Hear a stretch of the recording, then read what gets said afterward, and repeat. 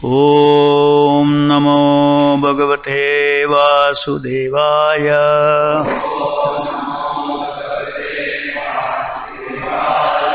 ॐ नमो भगवते वासुदेवाय।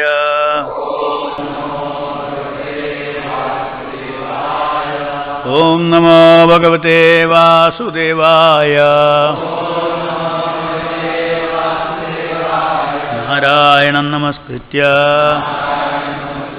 नरं चैव नरोत्तमं देवीं सरस्वतीं व्यासं ततो जयमुदीरयेत्। नष्टप्रायेषु अभद्रेषु नित्यं भागवत सेवया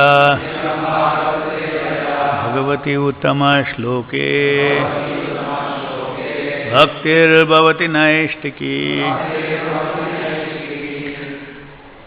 Reading from Srimad-Bhagavatam, 4th canto, chapter 6, text number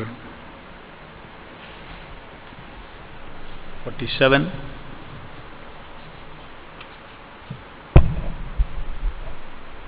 पृथग्दियः कर्मदृशो दुराशयः।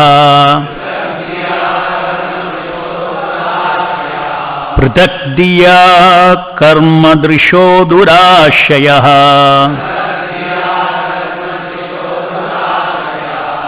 परोदयेनार्पितहृद्रुजो अनिशम्। परोदयेनार्पितहृद्रुजो अनिशम्। परान्दुरुक्तेर्वितुधन्ति अरुन्तुदास्। परान्दुरुक्तेर्वितुधन्ति अरुन्तुदास्।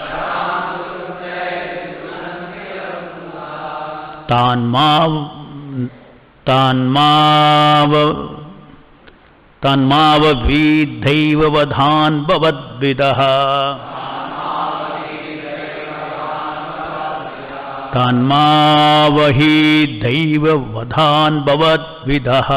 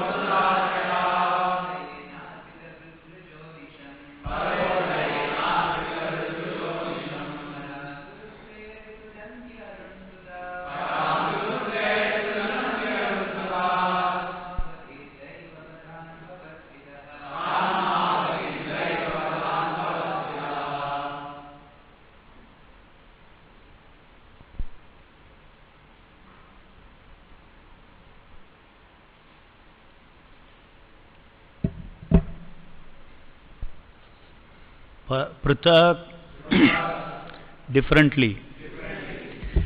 Tiyaha, those who are thinking. Karma, fruitive activities. Drishaha, observer. Durashaha, mean-minded. Para udayena, by others flourishing condition. Arpita, given up. Hrit, heart. Rujaha, anger.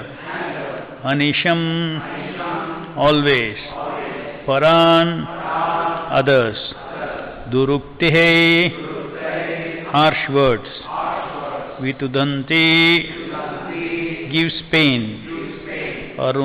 Aruntudaha, by piercing words. Tan, unto them. Ma, not. Avadhit, kill. Deva, by providence. Vadhan, already killed. Bhavat, you. Vidaha, like. Translation purport by Srila Prabhupada ki jai. Persons who observe everything with differentiation, who are simply attached to fruitive activities, who are mean-minded, who are always pained to see the flourishing conditions of others, and who thus give distress to them by uttering harsh and piercing words, have already been killed by providence. Thus, there is no need for them to be killed again by an exalted personality like you. Purport. Persons who are materialistic and always engage in fruitive activities for material profit cannot endure seeing the flourishing life of others. Except for a few persons in Krishna consciousness, the entire world is full of such envious persons, who are perpetually full of anxieties because they are attached to the material body and are without self-realization. Since their hearts are always filled with anxiety, it is understood that they have already been killed by providence.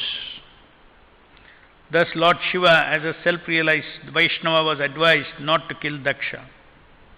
Vaishnava is described as Paradukha Dukhi because although he is never distressed in any condition of life, he is distressed to see others in a distressed condition. Vaishnavas, therefore, should not try to kill by any action of the body or mind, but should try to revive the Krishna consciousness of others out of compassion for them. The Krishna consciousness movement has been started to deliver the envious persons of the world from the clutches of Maya. And even though devotees are sometimes put in trouble, they push on the Krishna consciousness movement in all tolerance. Lord Chaitanya advises, Trinadapi sunichena tarorapi sahishnuna amanina manadena kirtaniya sadahari. One can chant the holy name of the Lord in a humble state of mind, thinking himself lower than the straw in the street. One should be more tolerant than the tree, devoid of all sense of false prestige, and should be ready to offer all respect to others. In such a state of mind, one can chant the holy name of the Lord constantly. A Vaishnava should follow the examples of such Vaishnavas as Haridas Thakur, Nityananda Prabhu, and also Lord Jesus Christ. There is no need to kill anyone who has already been killed. But it should be noted herewith that a Vaishnava should not tolerate the blasphemy of Vishnu or Vaishnavas, although he should tolerate personal insults to himself.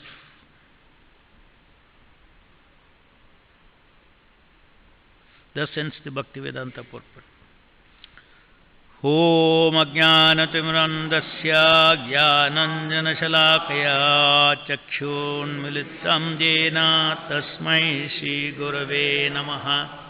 Nama Om Vishnu Padaya Krishna Preshtaya Bhutale Srimate Bhakti Vedanta Swami Niti Namine.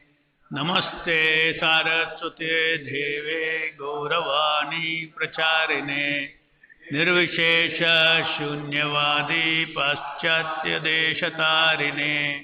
Jaya Shri Krishna Chaitanya Prabhu Nityananda Advaita Gadadhara Sivasadi Gaura Bhaktavinda Hare Krishna Krishna Krishna Hare Hare Hare Rama Rama Rama Hare Hare.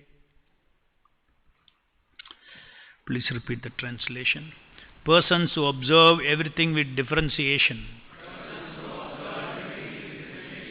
who are simply attached to fruitive activities, who are mean-minded, who are always pained to see the flourishing condition of others, and who thus give distress to them by uttering harsh and piercing words,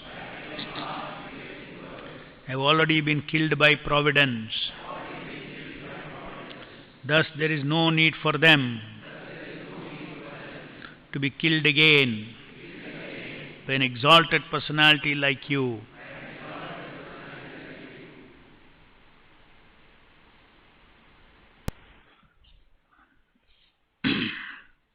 So Brahma is trying to pacify Lord Shiva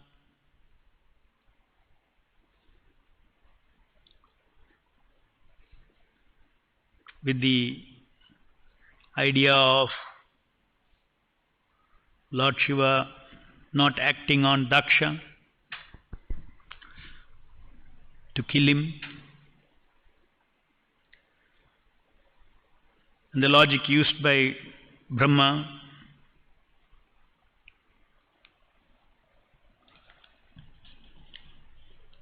is that such people,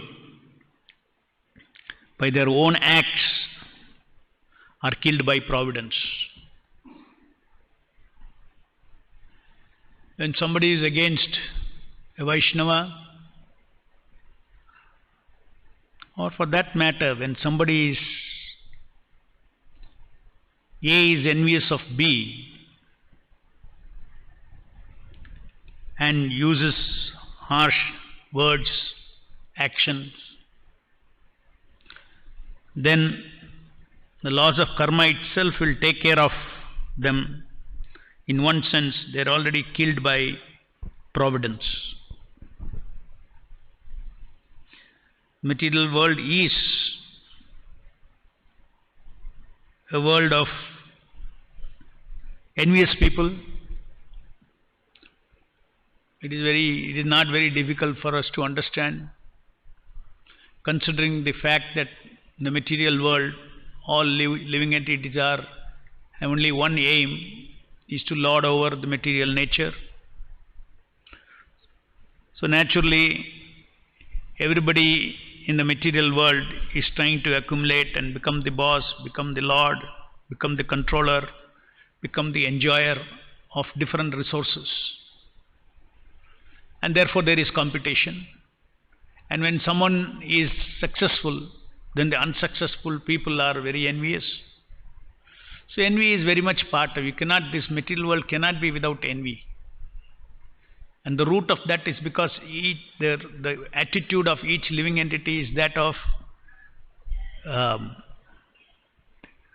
lording over the resources of material nature, lording over people. Everybody wants to be leader. Everybody wants to control other living entities.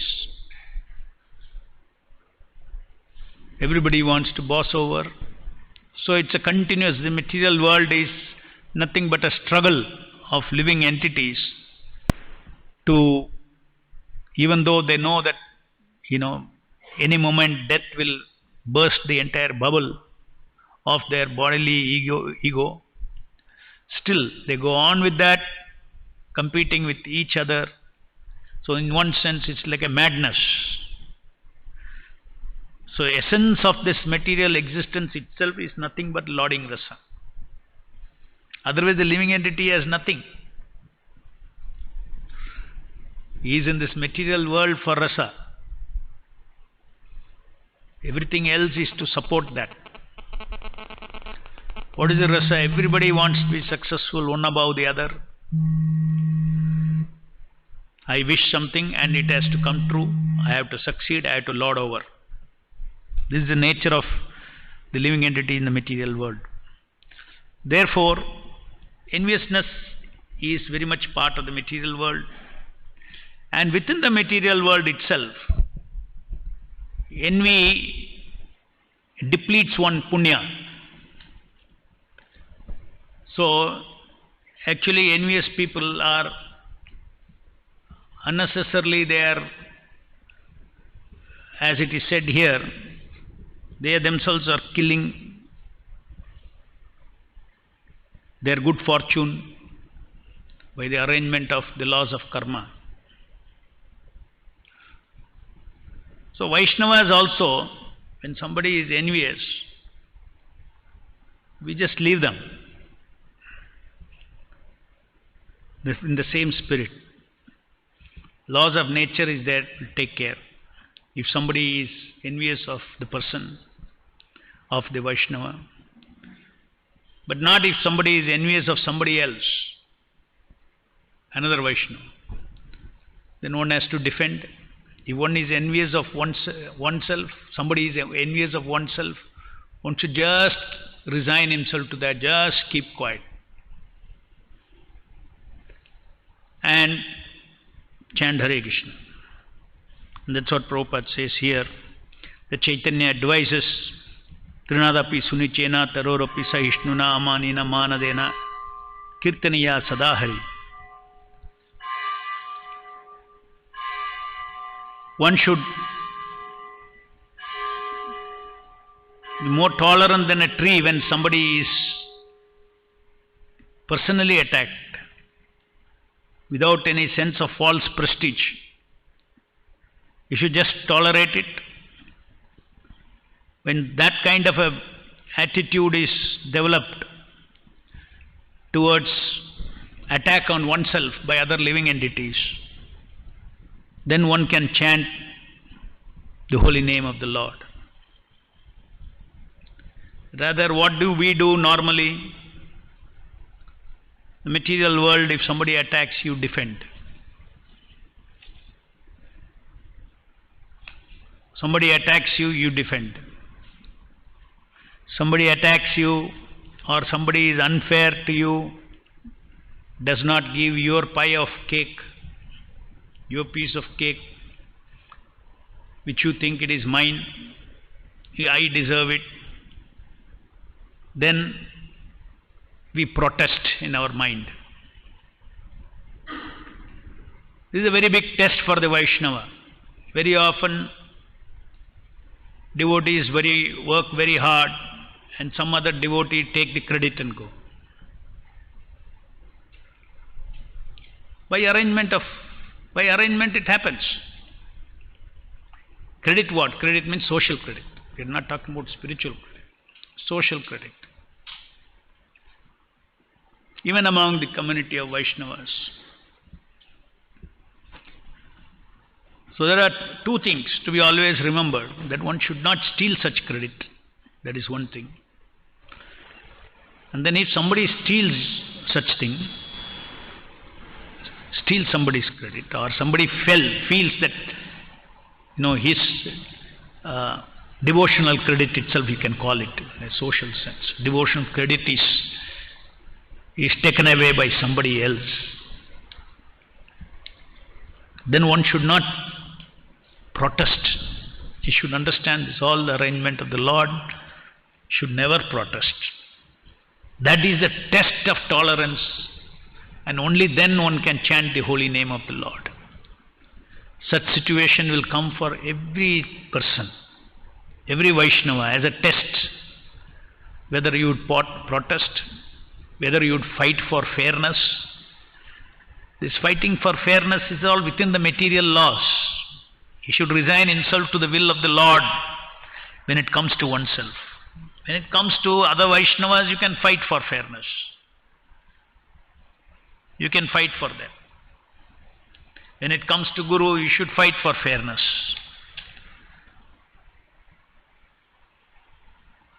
One should protest. One should do everything within his capacity to protest So, therefore, Prabhupada says, even though one may tolerate anything against oneself, but it should be noted herewith that a Vaishnava should not tolerate the blasphemy of Vishnu or Vaishnavas, although he should tolerate personal insults to him.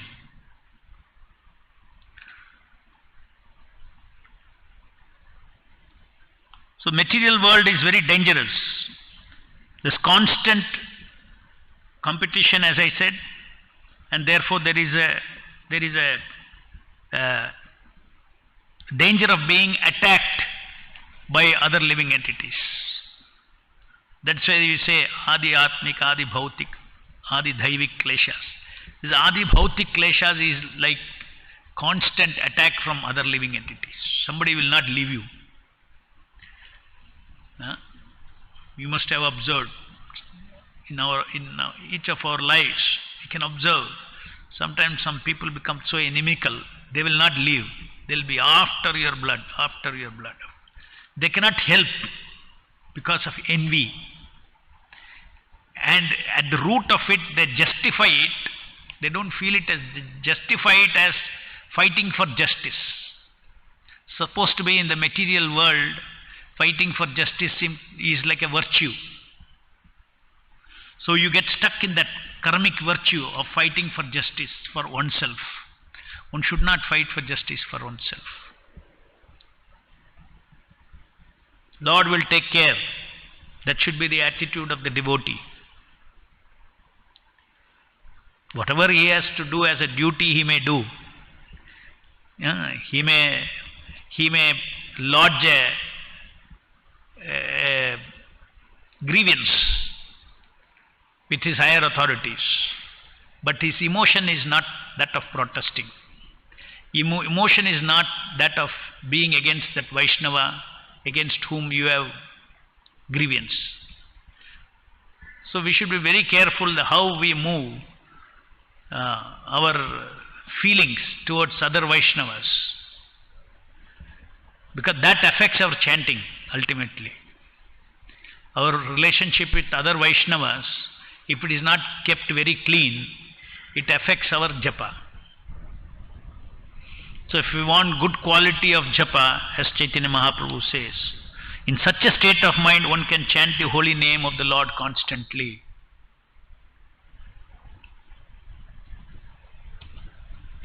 So Bhaktivedanta Thakur also says that if I can, when will the day come when I can respect all the living entities in this universe properly? That day the Nama will come on my tongue. So Krishna consciousness means not only respect for Krishna, but respect for all the living entities as Krishna respects them. You respect Krishna, then you have to respect everything that Krishna respects. So Krishna respects all the living entities in the material world. That is why he has given them free will. To misuse the free will, whatever they want. The entire existence of material world itself is centered around the free will of the living entity. It is such a fundamental thing that Lord Krishna respects the free will. That means you can see the value of our free will. Even the supreme absolute truth, he values our free will. So that is why bhakti can be performed only by giving our free will. Voluntarily, we give back. I don't want independent enjoyment. I would like to be enjoyed by you. That free will. Unless we voluntarily give that free will, there is no question of Krishna forcing us to back to Godhead or forcing us to be Krishna conscious.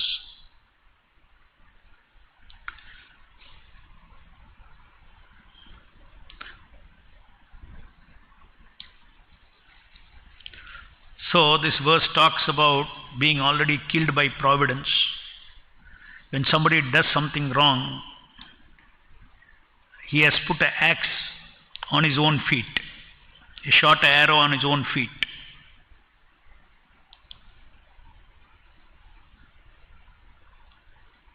Between two Vaishnavas, if one is tolerant and the other is attacking, The one who is tolerant is winning, and the one who is attacking is continuously losing. For external purposes, it may look like the person who attacked won, and the person who was attacked lost. But actually, in Krishna's eyes, in the eyes of laws of material nature, it is the opposite.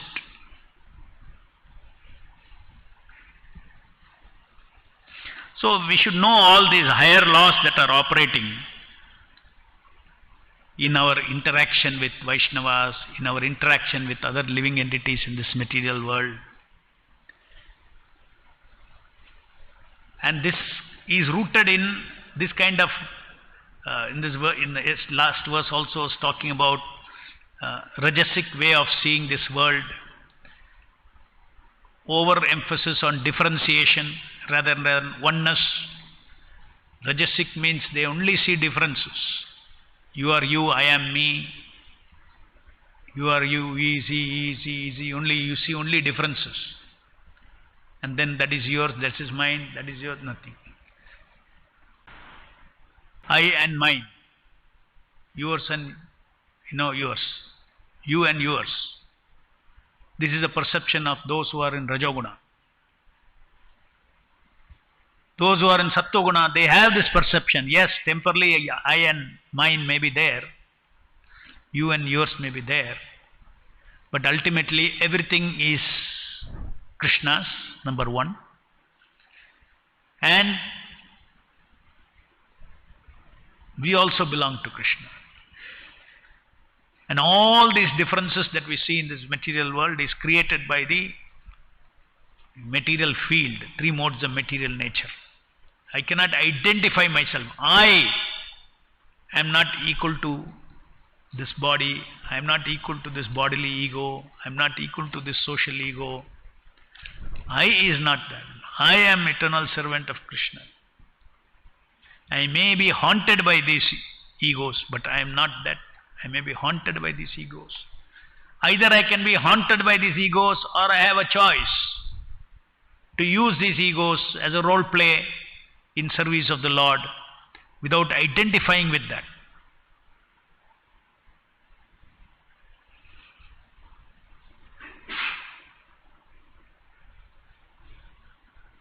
Everything is once free from illusion, the I and mine, then the material world is a spiritual world for the devotee. It's a spiritual world for the devotee. This I and mine identification of the soul with matter is the cause of material existence in the mind of that person.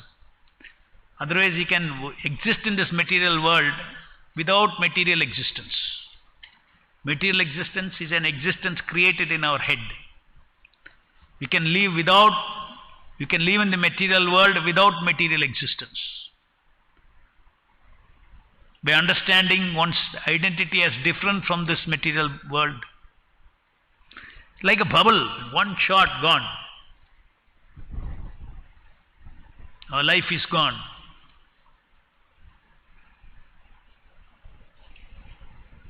Where is the address? Where is the connection with the soul? Nothing. How many generations we have seen? All the living entities in this material world now, nobody knows after 50 years where they will be. That means the entire population is wiped out. They don't see that. Like Prabhupada also says that so many are dying every day. What is the solution for this? Solution for this is spiritual solution. Not stopping death. You cannot stop death. Death will go on. Like this COVID, all these things, death will go on. It's nothing new as far as devotees are concerned. People are always dying.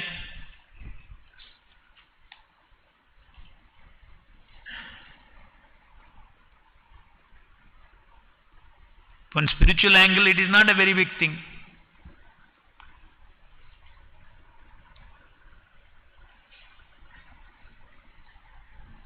Everybody has to close his chapter. Everybody has to close his chapter. And that chapter is only a memory after that. We should know that also. Then only we will know that this life of differentiation, I am this body, he is that body, does not have any eternal significance.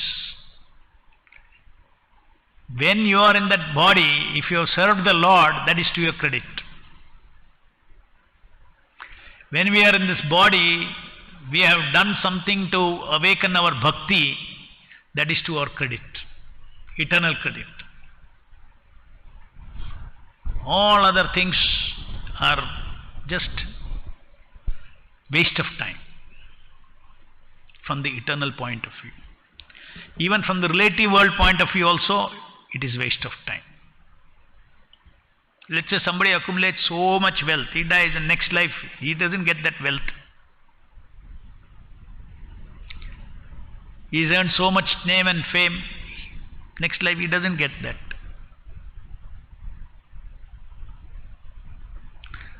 Not only next life he doesn't get, he doesn't even know that last life I was enjoying all this.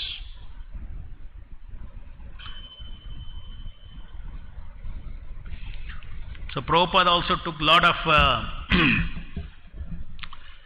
risk in this crazy material world of envious people who are all trying to lord over, and various circumstances. Prabhupada showed that courage and faith in the holy name and continued preaching Krishna consciousness when threatened by so many different kinds of envious people. Like when Prabhupada was very successful in huge Pandal programs in Calcutta, at that time the Naxals were very strong in India. These Naxals used to threaten Srila Prabhupada because Prabhupada was reviving the Vedic culture. People were becoming God conscious. So these Naxalites could not tolerate. In those days, Naxalites, now it's all Naxalites are banned. Those days, Naxalites were very powerful. If you see, even in South India also, everywhere. Just you will see early morning, you will see, your husband has gone out. Mostly all capitalists, estate owners and all this. They'll see the head of the husband on the door. This kind of horrible things used to happen in this Naxalites before they were banned. So they were terror for the people actually. You do anything, then your head will be there. Like this kind of things, they were flourishing. So imagine that time Srila Prabhupada's preaching in Calcutta. That too, Calcutta was hotbed of Naxals, and huge number of people Prabhupada used to attract in Pandal programs. So once, and then Prabhupada got lot of messages, slips, notes during Pandal program. You fly or die. Fly or die. Prabhupada informed the police, but they couldn't do anything. But Prabhupada would not fly, he would remain. And Prabhupada is to say that even if somebody attacks me, there is no better way to die than preaching Krishna consciousness. So one day Prabhupada, like that, in one of the festivals, he came, he was about to address, then he saw some group of rowdy standing, by the side, and something was in the stage, some VIPs, how they were sitting, something was confusion, or they did not like. So these rowdies started shouting slogans, and they started throwing the chairs, all these kind of things. Then the devotees, they thought they will fight them, and the devotees, were going towards them to fight them. And it seems Prabhupada simply took the mic and he started chanting Govinda Madipurusha. Closed his eyes and he was simply chanting Govinda Madipurusha. And after some time, somehow or the other, all these guys cooled off. And Prabhupada continued and gave his lecture. And people were also very shocked, because whenever these Naxalites come, people are very scared. So they were also becoming very nervous when the chairs started throwing and all these kind of things. So they started throwing the chairs. So Prabhupada stopped speaking, closed his eyes, and with intense absorption and love for Krishna, began to sing Govindam prayers, Govindam Adipurusham, over the microphone. Prabhupada was not thinking of anything else. Gradually the Naxalites were overcome by the influence of Srila Prabhupada's devotion. They quieted down, put the chairs back in order and left. Srila Prabhupada had complete faith in Krishna and in his holy name, more than he had faith in the personal strength of the ability. Several more fly or die notes came, and the Naxalites returned the next night, threatening again to burn the pandal. Call them, Prabhupada said.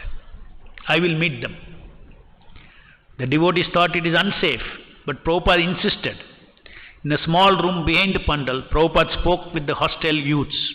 They were angry and disrespectful at first, but as Prabhupada explained to them the Vedic concept of communism, with Krishna at the center, he caught their interest.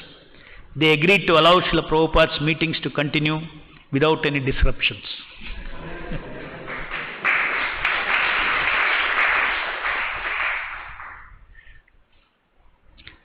So a lot of things Prabhupada had to face, the envious people of this world, to preach Krishna consciousness. Another devotee recalls, once I went into Prabhupada's room when he was sitting in the corner with his head in his hand. He sat there for a few minutes with a pained expression on his face. Then he looked up at me and said, this Bombay project is such a headache. It is such a headache. He paused and then said, but it is for Krishna, so it is all right. That owner was giving Mr. Nair was giving so much trouble to Srila Prabhupada, was not signing off the land, all that. He was trying to sell the land to somebody for more price after having signed an agreement with Prabhupada. Another morning walk in Melbourne. Prabhupada had his head wrapped in a long orange scarf, alighted from the car and paused briefly on the perimeter road near the entrance to the gardens. The devotee held a microphone to record his words. The devotee recalls, it was early morning, dawn actually. There was only the barest glimmer of light, yet so many cars were zooming past on the arterial road nearby. Prabhupada looks towards the city. I recall that his eyes were moist and he spoke with great compassion. They are so unfortunate, he said. They are working so hard. So seeing these people, seeing the jivas struggling in this material world, when he is entitled for freedom from struggle and loving existence with the Supreme Lord in the spiritual world, when pure devotee sees this potential, and therefore this suffering, general suffering, paradukha dukkhi, means, they are always, the Vaishnava is feeling the pain of the suffering of the living entities, seeing their potential of having a different kind of a life, their original life with Krishna. Any questions? Srimad-Bhagavatam ki jai, Jagat Guru Srila Prabhupada ki jai.